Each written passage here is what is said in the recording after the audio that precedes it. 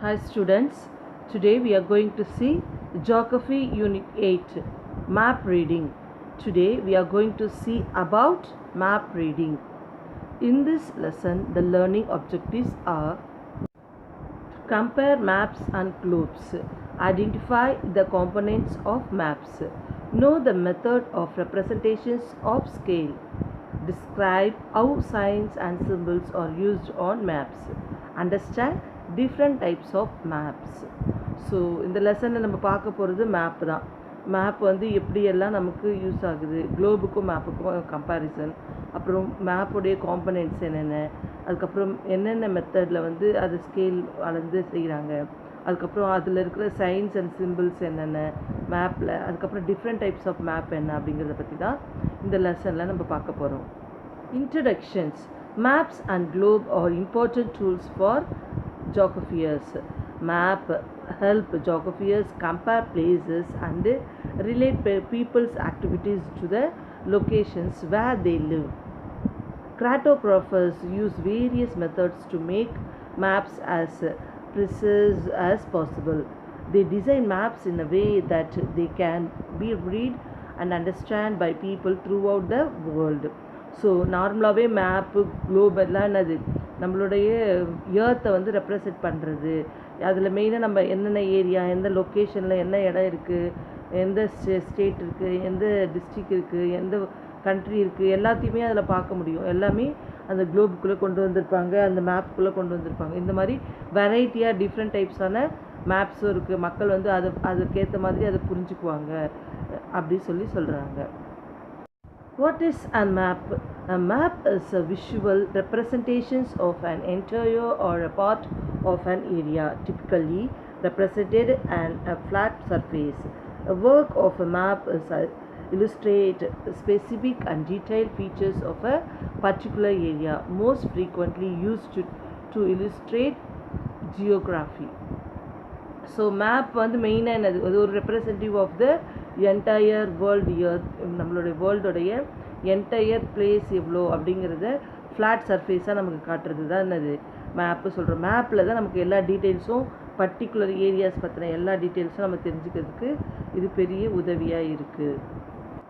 Map reading. Map reading is an act of interpreting or understanding the geographic informations portrayed on a map.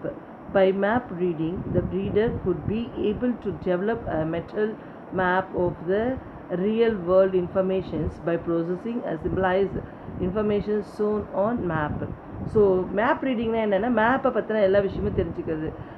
என்னென்ன simple வந்து என்னென்ன குறிக்கும், இது வந்து real வேர்ல்டில் எந்தெந்த கண்ட்ரிக்கு அப்புறம் எந்த கண்ட்ரி இருக்குது, எது வந்து சவுத்தில் இருக்குது, அந்த மாதிரி நமக்கு தெரியும் இல்லையா சில இன்ஃபர்மேஷன்ஸ், அந்த மாதிரி இன்ஃபர்மேஷன்ஸு சிம்பிளைசஸ் எல்லாமே நம்ம புரிஞ்சுக்கலாம் அப்படின்னு சொல்கிறது தான் அது மேப் ரீடிங்.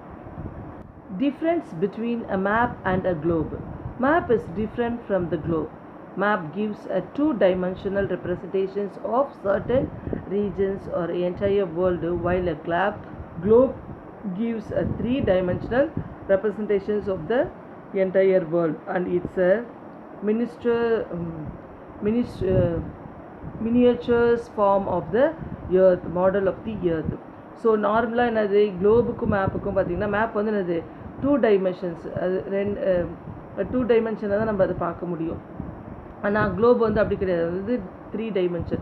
அதில் எல்லா இதுவும் பார்க்க முடியும். பர்டிகுலராக அப்படியே ஏர்த்தோடைய அந்த மொத்த இதுவும் மாடலாக வந்து குளோபை கொண்டு வந்திருப்பாங்க. இதுக்கும் இருக்கிற டிஃப்ரென்ஸு அதுதான். மற்றபடி உள்ளே இருக்க கண்ட்ரிஸு அந்த டீட்டெயில்ஸ் எல்லாமே சேமாக தான் இருக்கும். நம்ம பார்க்குற டைமென்ஷன் தான் டிஃப்ரெண்ட்டாக இருக்கும்.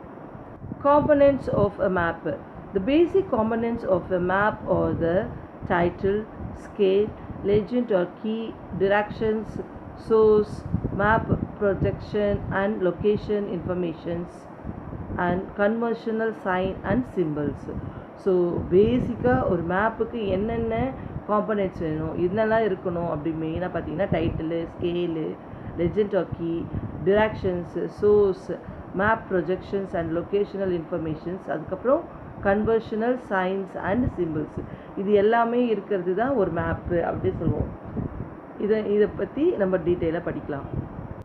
Title. A title tells about the content of the map and is placed mostly at the top corner or at the bottom corner of the map. நார்மலாக நமக்கு என்னது ஒரு மேப்னா அது கண்டிப்பாக ஒரு டைட்டில் வேணும். அது வந்து வேர்ல்டு மேப்பா இல்லை இந்தியா மேப்பா அவுட்லைன் மேப்பா ஃபிசிக்கல் மேப்பா அப்படி சொல்லிட்டு நமக்கு அதோட டைட்டில் வேணும் இல்லையா. ஸோ அது வந்து என்னது மேப்போடைய டாப்பில் இருக்கலாம் இல்லைன்னா பாட்டமில் இருக்கலாம் அப்படின்னு சொல்கிறாங்க. Next, scale. A scale is a ratio between the actual distance on the ground and the distance shown on the map. Generally, the cartographers cannot draw maps the same size as the land, so they reduce the size of the land or features proportionally. For this purpose, maps are drawn to scale. Each map has its own scale, which is indicated on the map. Often, the scale is shown with a scale bar or a line or number is placed just below the title or somewhere at the bottom of the map. So நார்மலாகவே scale நம்ம கண்டிப்பாக வேர்ல்டில் என்னென்ன அளவில் இருக்கோ அதே அளவு வந்து மேப்பு கண்டிப்பாக வரைய முடியாது. ஸோ அவங்க வந்து என்ன பண்ணுவாங்க, ஸ்கேல் அளவில் அது வந்து கன்சிடர் பண்ணிக்குவாங்க. ப்ரொஃபஷனலாக பார்க்கும்போது அது இது பண்ணிடுவாங்க. இந்த இந்த இது இவ்வளோ சைஸ் வந்து இத்தனை சென்டிமீட்டர் வந்து இத்தனை கிலோமீட்டர் அப்படி சொல்லிட்டு அவங்க இண்டிகேட் பண்ணி அதை வச்சுருப்பாங்க. ஒரு சில நேரத்தில் இதை வந்து என்ன பண்ணுவாங்க, டைட்டில்லையும் சொல்லுவாங்க. டைட்டிலில் வந்து இத்தனை சென்டிமீட்டர் இவ்வளோ ஏரியாஸை வந்து கவர் பண்ணுது அப்படி சொல்லிட்டு சொல்லுவாங்க. இல்லைனா பாட்டமில் சொல்லுவாங்க, இல்லைனா சைடில்னா ஸ்கேல் மாதிரி மேப். நீங்கள் மேப்லாம் நல்லா பார்த்தீங்கன்னா உங்களுக்கு தெரியும், ஸ்கேல் மாதிரி சைடில் கொடுத்துருப்பாங்க. அப்போது நம்ம அது தெரிஞ்சுக்கலாம். ஸோ இத்தனை இது இருக்கிறது வந்து இத்தனை கிலோமீட்டர் இத்தனை சென்டிமீட்டர் இருக்கிறது அப்படி சொல்லிட்டு நம்ம புரிஞ்சுக்கலாம். Next, directions. A map must indicate directions. This is done by means of an arrow pointing to the north. Once the north is located, it is easy to find the rest of the directions. Directions on the map are often given with symbol called a compass rose, which always shows north. Sometimes all the cardinal directions such as north, south, east and west are shown. In addition, the intermediate directions of northeast, northwest, southeast, southwest may be given. So என்ன சொல்கிறாங்கன்னா, direction நமக்கு கண்டிப்பாக வேணும். எது north side, எது south side, எது east west சொல்லிட்டு நமக்கு தெரியணும் இல்லையா. ஸோ நமக்கு நார்த் மட்டும் அவங்க கொடுத்துருவாங்க. நார்த்து தெரிஞ்சிட்டாலே நம்ம என்ன பண்ணலாம், எல்லா டிரெக்ஷன்ஸையும் கண்டுபிடிச்சிடலாம் அப்படிங்கிறது தான் ஒரு லாஜிக். ஸோ அதனால் என்ன பண்ணுவாங்க, நார்த் சைடு மட்டும் நமக்கு ஆரோ மார்க் போட்டு நார்த் என்னு போட்டு மேலே வச்சுருவாங்க. ஒரு சில நேரத்தில் அது என்ன பண்ணுவாங்க, ஒரு கிளாக் பாய்ஸில் போட்டு தருவாங்க. அதை என்ன சொல்லுவாங்க, கார்டினியல் டிரெக்ஷன்ஸ் அப்படி சொல்லுவாங்க. அந்த சிம்பிளில் அந்த அதில் பார்த்து நம்ம ஈஸ்ட் எது வெஸ்ட் எது, ஒரு சில இதில் வந்து இந்த north east, north west, south east, south west அதெல்லாம் கூட கொடுத்துருப்பாங்க. ஏன்னா நமக்கு டிரெக்ஷன்ஸ் எது எந்தெந்த டிரெக்ஷனில் இருக்குதுன்னு தெரியறதுக்கு இது ஒரு பெரிய உதவியாக இருக்கும். Source. All maps must show the source of the data used in the representative maps.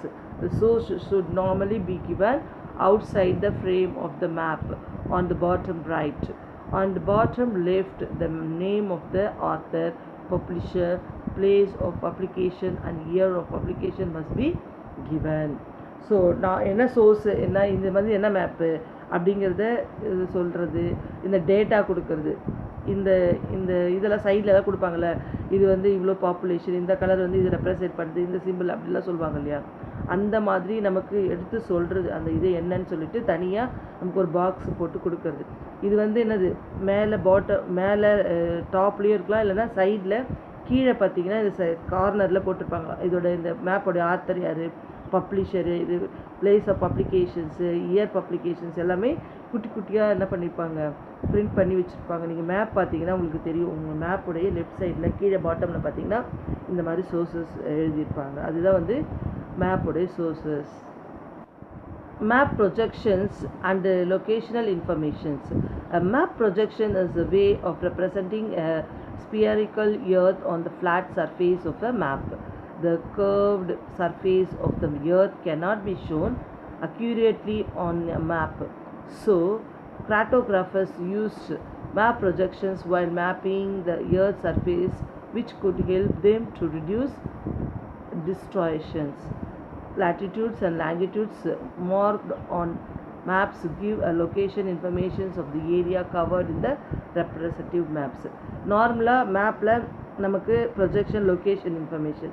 So இந்த டிகிரி அதை நம்ம படித்தோம் இல்லையா, லேட்டிடியூட் லாங்கிடியூட்ஸு, அது இத்தனை டிகிரி இதில் இருந்தால் இந்த பிளேஸு இந்த அப்படி சொல்லி நம்ம தெரிஞ்சுக்கலாம். அந்த சர்வை இந்த கர்வில் இந்த இடத்துல இத்தனை பாயிண்ட் இருந்தால் அது வந்து இந்த கண்ட்ரி இந்த ஸ்டேட் அப்படி சொல்லிட்டு நம்ம புரிஞ்சுக்கிறதுக்கு வேர்ல்டு ஃபுல்லாகவே என்ன பண்ணியிருக்காங்க, லேட்டிடியூட் லாங்கிடியூட் வச்சு நம்ம இந்த மார்க்ஸு இந்த லொக்கேஷன்ஸ் இன்ஃபர்மேஷன்ஸ் ஏரியா கவர்டெலாம் தெரிஞ்சுக்கலாம். மொத்த ஏரியாவும் எங்கே கவர் ஆகிருக்கு என்ன இது டீட்டெயிலை அது மூலயமா தெரிஞ்சுக்கலாம். Next, the conversional signs and symbols. Conversional signs or symbols used in maps to represent different features. The symbols are explained in the key of the map. These symbols give a lot of information in a limited space. With the use of these symbols, maps can be drawn easily and the concept of the map can be understood well. There is an international agreement regarding the use of certain symbols. The symbols fall under this category are called conversional symbols. Other category is called contextual symbols, which are decided by the cartographers. So நார்மலாக என்னது நமக்கு சிம்பிள்ஸ்லாம் நிறைய கொடுத்துருப்பாங்க. இந்த simple வந்தால் இதெல்லாம் வந்து என்னது மவுண்டெயின், இது வந்து ரயில்வே ரோட்வே அந்த மாதிரி வாட்டர்வேஸ் அப்படி சொல்லிட்டு நம்ம தனித்தனியாக புரிஞ்சிக்கலாம் தெரிஞ்சிக்கலாம். ஸோ இதெல்லாம் வந்து என்னது கன்வர்ஷனல் சைன்ஸ் அண்ட் சிம்பிள்ஸு. ஸோ இந்த மாதிரி சிம்பிள்ஸ்லாம் வரும்போது இது வந்து என்னது எல்லாருக்குமே வேர்ல்டு ஃபுல்லாகவே ரெகக்னைஸ் பண்ண அக்ரி பண்ண ஒரு விஷயமா இருக்கும். ஸோ இந்த சிம்பிள் வந்தால் இதுதான் அப்படி சொல்லிட்டு எல்லாருக்குமே தெரியும். ஒரு சில சிம்பிள்ஸ் மட்டும்தான் கிராட்டோகிராஃபிஸ் என்ன பண்ணுவாங்க, அவங்களே சூஸ் பண்ண சில சிம்பிள்ஸை யூஸ் பண்ணுவாங்க. ஸோ கன்வர்ஷனல் சிம்பிள்ஸ் வந்து மக்கள் வந்து ஈஸியாக அதை புரிஞ்சுட்டு இந்த சைன் வந்து இதுக்கு அப்படி சொல்லி தெரிஞ்சுக்கலாம். Types of maps. Maps are classified as several bases. Each basis gives a different types of maps. In this lesson, we will learn about nature and characteristics of relief maps, cadastral maps, and thermic maps. So, நம்ம வந்து types of maps எக்கச்சக்கமாக இருக்குது. அதில் மெயினானது பார்த்திங்கன்னா இந்த nature and characteristics of relief மேப்ஸும் cadastral மேப்ஸும் இந்த தேர்மேட்டிக் மேப்ஸும் தான் ரொம்ப ரொம்ப இம்பார்ட்டன்ட் மேப்ஸு அப்படி சொல்கிறாங்க. நம்ம இந்த லெசனில் பார்க்குற மேப்ஸும் அதுதான். Relief or physical map. The map that shows the physical features of the area is usually called a physical map or a relief map. Their primary purpose is to show landforms like deserts, rivers, mountains, plains, plantitudes, etc. These maps present the overall pictures of the location, terrain. Different levels of altitudes and depth are also shown by these maps. Generally, the sea is colored blue and shallow water are shown by light blue colors. For showing altitude, the following order is observed from low to high: light green, light brown, dark brown, crescents, red, and finally white for the high altitudinal ice covered places. So இந்த relief physical மேப்னாலே நார்மலாகவே என்னது இது land ஃபார்ம்ஸில் இருக்கிற dessert, river, mountain, planes, பிளான்டியூட் அந்த மாதிரி எது எது அப்படி சொல்லி நம்ம தெரிஞ்சுக்கிறதுக்காக தான் மெயினாக அது ஒரு பிக்சர் எக்ஸ்ட்ரா பண்ணி நமக்கு கொடுப்பாங்க. இதுலேயே வந்து அது கலர் வேரியேஷன்ஸ் இருக்கும். டார்க் ப்ளூனா அது வந்து ஒரு டெப்த்தான ஒரு சி ஓஷன் அப்படின்னு எடுத்துக்கலாம். லைட் ப்ளூனா அது வந்து சும்மா இதில் இருக்கிற ஒரு சர்ஃபேஸ் லேண்ட் வாட்டர் அந்த மாதிரி ஒரு லேக்கோ அந்த மாதிரி எடுத்துக்கலாம். அந்த மாதிரி க்ரீன் கலரில் இருக்குது. ப்ரௌனில் ரெட்டு, ஒயிட் கலர் வந்து இங்கே வந்து ஐஸ் ரொம்ப கவர் ஆகி ஸ்னோ அதிகமாக இருக்கிற இடத்த வந்து ஒயிட்டில் காட்டலாம். ஸோ இந்த மாதிரி கலர் வேரியேஷன்ஸில் கூட அவங்க டிஃப்ரென்ஷியேட் பண்ணி காட்டுவாங்க. Next cadastral map. The cadastral map refers to map that shows boundaries of ownership of land within a specified area. These maps are sometimes known as the plans. As they are a large scale, they show full details of the boundaries and buildings. They are useful for local administration such as the city survey, taxation, and management of the states and the defined property in legal documents usually. These maps are maintained by the government and they are a matter of public record. So இந்த cadastral map வந்து எப்படின்னா ஒரு particular area ஒரு இது வச்சுக்கோங்க ஊருன்னு வச்சுக்கோங்களேன். அந்த ஊரில் எந்த தெருவு எந்த பிளாக்கு அதுக்கு பக்கத்தில் இருக்கிற ஷோரூம் அந்த மாதிரி எல்லா டீட்டெயிலுமே கொடுக்குறது. ஒரு பில்டிங் இருக்கட்டும், பவுண்ட்ரிஸ், அந்த ஸ்டேட்டோட பவுண்ட்ரிஸு, ஊருடைய பவுண்ட்ரிஸ், அது எல்லாமே டீட்டெயிலாக கொடுக்கும். இது வந்து லோக்கல் அட்மினிஸ்ட்ரேஷன்ஸில் ரொம்ப அதிகமாக யூஸ் பண்ணுறாங்க. எதுக்காகனா city surveys, taxations, management of estates, define property, legal டாக்குமெண்ட்ஸ்க்கெலாம் இந்த மேப்பு அதிகமாக யூஸ் பண்ணுறாங்க. இது வந்து கவர்மெண்ட் அண்டர் கவர்மெண்ட்டில் அதிகமாக வச்சு பப்ளிக் ரெக்கார்டாக இது யூஸ் பண்ணுறாங்க.